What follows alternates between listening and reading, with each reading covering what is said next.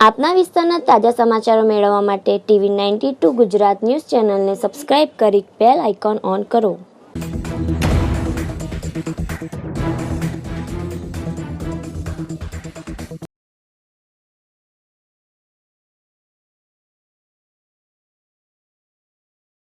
સોનિયા ગાંધીના ખાસ સલાહકાર અને ભરૂચના સુપુત્ર એવા અહમદભાઈ પટેલે ભરૂચ લોકસભાની ચૂંટણીના સમયે તેઓ ભરૂચ જિલ્લાના અંકલેશ્વર તાલુકાના પિરામણ ખાતે એક શાળામાં મતદાન કરવા માટે આવી પહોંચ્યા હતા। ત્યારબાદ તેમણે પત્રકારો સાથે વાતચીત દરમિયાન જણાવ્યું હતું કે આ સમયે કોંગ્રેસને જરૂરથી ગુજરાતમાંથી 10 થી વધુ સીટો આપશો।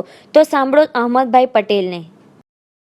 हाँ, આજે ત્રીજા ચરણનું મતદાન ચાલી રહ્યું છે। 2 ચરણના મતદાન પૂરા થયા છે। 7 ચરણમાં ટોટલ મતદાન થશે। જે મતદાન અત્યાર સુધીમાં થયું છે અથવા તો ચાલી રહ્યું છે અને જે વાતાવરણ જોયું છે એના ઉપરથી એમ લાગે છે કે ભારતીય જનતા પાર્ટીનો પરાજય થશે। પરાજયની જ્યારે વાત કરું છું એટલા માટે હું કરું છું કે છેલ્લા 5 વર્ષમાં કશું કર્યું નથી। જે વચનો આપ્યા હતા, વાયદાઓ કર્યા હતા, તદ્દન નિષ્ફળ ગયા છે।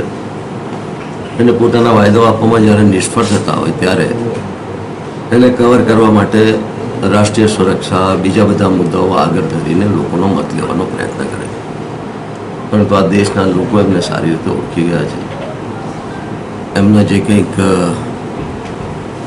ઢગોસલા તેને કહી શકાય, હટકંડા જેને કહી શકાય, જે રીતે એમણે કાર્ય કર્યું છે, મોટી મોટી વાતો કરીને લોકોને ભરમાવવાનો જે પ્રયત્ન કર્યો છે એમાં હવે એક્સપોઝ થઈ ગયા છે, એમનો પર્દાફાશ થઈ ગયો છે।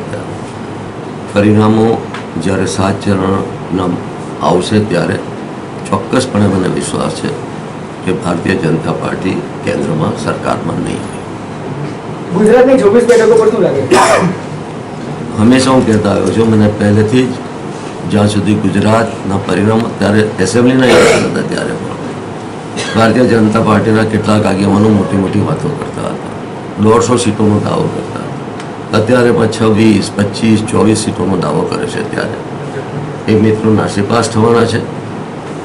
નાસીપાસ થશે એટલું જ નહીં, પરંતુ એમને જબરજસ્ત આઘાત લાગશે અને જે કંઈ પરિણામો આવશે એ આશ્ચર્યજનક હશે।